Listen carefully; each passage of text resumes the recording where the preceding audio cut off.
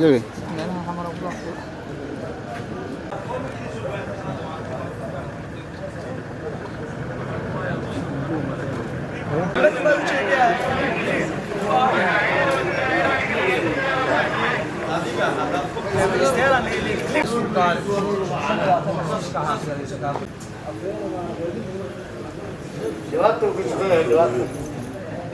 بسم الله الرحمن الرحيم. waxaan rabnaa bulshada Soomaaliyeed iyo guud ahaan daawadayaashaba inaan warbixin gaaban ka siino howlgalkii 24 saac ee la soo dhaafay ku jireen ciidanka booliiska Soomaaliyeed iyo dhammaan laamaha amniga oo ay weheliso hay'adda sirdoonka qaranka ayagoo labada hay'adood iskaashanaya waxa howlgal balaaran lagu qaaday guud ahaan gobolka Banaadir dhammaan afarta qaybood ee ka kooban tahay gobolka Banaadir waxaana lagu soo qabtay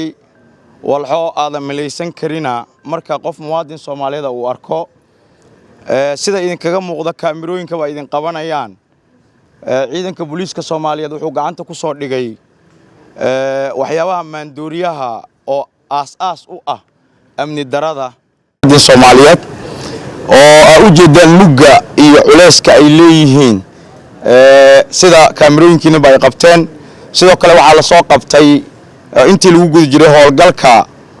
hub si sharci daraa loogu watay magaalada oo aan ka diiwaan gashanay laamaha amniga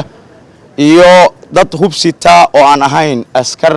ka tirsan laamaha amniga dhamaantood waxaan rabnaa bulshada Soomaaliyeed inaan u cadeyno ciidanka booliiska Soomaaliyeed iyo laamaha amniga iskaashanaya waxay har yaabeen u taagan yihiin laamiyada in loo adeego bulshada Soomaaliyeed marnaba ma dhici karto askari booliis Soomaaliyeed inuu ku fakaro in la dhibaateeyo ummadda Soomaaliyeed mana u qoranba shakhsiyadiisa ciidanka xiliyada la qorayo wuxuu ku fakaraa in waxa uu qabanaya uu ka helayo ajir iyo xasanaad waxaan rabnaa bulshada Soomaaliyeed inaynu u faahfaahino ciyaal weero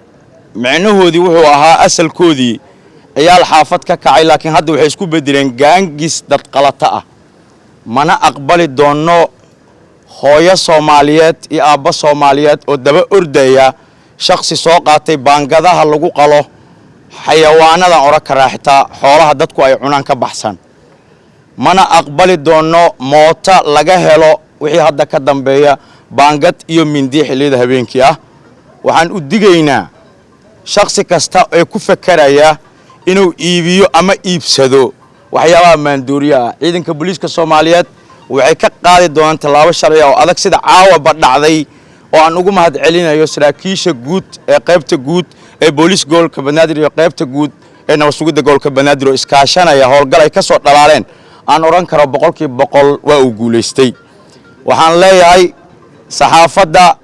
ayaguna kaalinta mugala ay nala qaateen ee 24 saac ay daba socdeen ciidanka booliiska wixii uu qabtayna si ay ugu baahiyaan bulshada Soomaaliyeed waxa idin leeyahay idinkuna guuleysta bulshada Soomaaliyeed waxaan ka codsanaynaa inay la shaqeeyaan laamaha amniga kuna wargeliyaan wax kasta oo ammaanka liddi ku ah goob kasta iyo waqti kasta waxa heegan ugu jira ciidanka booliiska Soomaaliyeed iyo ciidanka ammaanka guud ahaan si wax looga qabto waxaan halkan fariin adag ugu dirayaa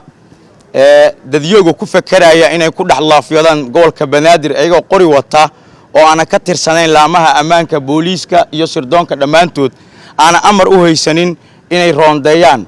cid kasta oo lagu arko ayadoo sidata qolis sharci dara ah ciidanka booliiska Soomaaliyeed ciidamada ammaanka waxay ka qaadi doonaan talaabo ku haboon oo uu awaaqib xumo kala kulmi doono waxaan u digaynaa hooyooyinka dhalinta maanta aan hayno ee baangadahan waaweyn sitay hooyo waxaan ku leenahay ubadkaaga ogow saacad kasta iyo waqti kasta goobta uu ku sugan yahay mana laga aqbali doona ma ogeyn waxa uu sameeynaya ayadoo dhibka aad arkayso uu ka jiro gobolka Banaadir oo ciidanka booliiska Soomaaliyeedna har habeen ay heegan ugu jiraan hooyaadkii uga tageen sidii ammaanka gobolka Banaadir loo sugi lahaa waxaan leeyahay shacabka Soomaaliyeed shacabka Muqdisho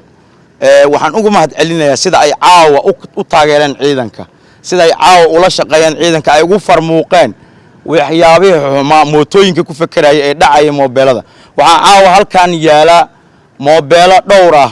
ay ragii dhacayna ay joogan ayagoo qoryahooda sita oo aysan ka tirsaneen laamaha amniga dhammaantood